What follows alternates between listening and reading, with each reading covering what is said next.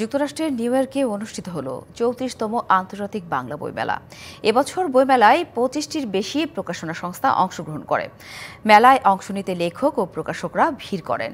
৩ দিনের বইমেলায় প্রতিদিনই ছিল সাংস্কৃতিক আয়োজনও। মুক্তধারা ফাউন্ডেশনের উদ্যোগে আয়োজিত বৃষ্টি স্নাত এবারের এই বইমেলায় বাংলাদেশ সহ বিশ্বের বিভিন্ন প্রান্ত থেকে প্রকাশক, লেখক, কবি ও সাহিত্যিকদের আগমন ঘটে। শুক্রবার জামাইকার পারফর্মিং আর্টস সেন্টারে বইমেলার প্রথম দিন ছিল উদ্বোধনীয় পর্ব।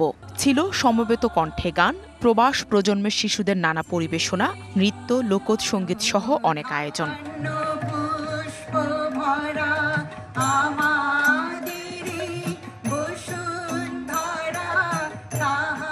বইমেলার আয়োজকরা প্রথম দিনই প্রবাসীদের ব্যাপক অংশগ্রহণে উচ্ছ্বাস প্রকাশ করেন।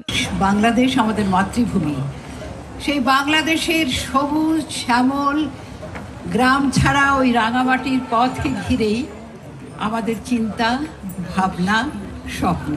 4 দিনের এই মুক্তধারা ফাউন্ডেশনের যে আয়োজন বইমেলার, সেই বইমেলায় আমরা অবগাহন করি। এই বৃষ্টির মধ্যে আসছেন এর জন্য ধন্যবাদ জানাই। আমাদের প্রোগ্রাম শুরু হয়ে যাক।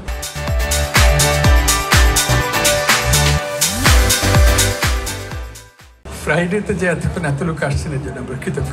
অনেক ধন্যবাদ। প্রতি বছরের মতো এবারও বইমেলাকে আরও আকর্ষণীয় করে তোলার জন্য লেখক, পাঠক, মুখোমুখি আলোচনা, নতুন বই নিয়ে আলোচনা, স্বরচিত কবিতা পাঠ, কবিতা আবৃত্তি, বিতর্ক, সেমিনার, ওয়ার্কশপ এবং বিভিন্ন মনোজ্ঞ সাংস্কৃতিক অনুষ্ঠানের আয়োজন করা হয়। এবারের বইমেলার উদ্বোধন করেন বাংলা সাহিত্যের অন্যতম নন্দিত ও জনপ্রিয় লেখক সাদাত হোসাইন। দেশের বাইরে ছড়িয়ে দেওয়ার জন্য যে ভূমিকা রেখেছে সেই ভূমিকা অব্যাহত থাকবে। প্রবাসী বাঙালিরা রয়েছেন, তারা তাদের এই অগ্রযাত্রার সঙ্গে কিংবা প্রচেষ্টার সঙ্গে নিজেদেরকে আরো বেশি সম্পৃক্ত করবেন। বাংলা ভাষার প্রতি যারা নিবেদিত প্রাণ রয়েছেন তাদের সকলের প্রতি কৃতজ্ঞতা জানিয়ে আজকের এই বইমেলার উদ্বোধন ঘোষণা করছি। ধন্যবাদ।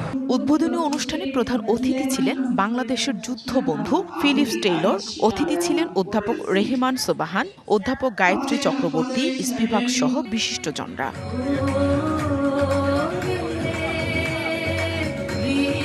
DBC news desk.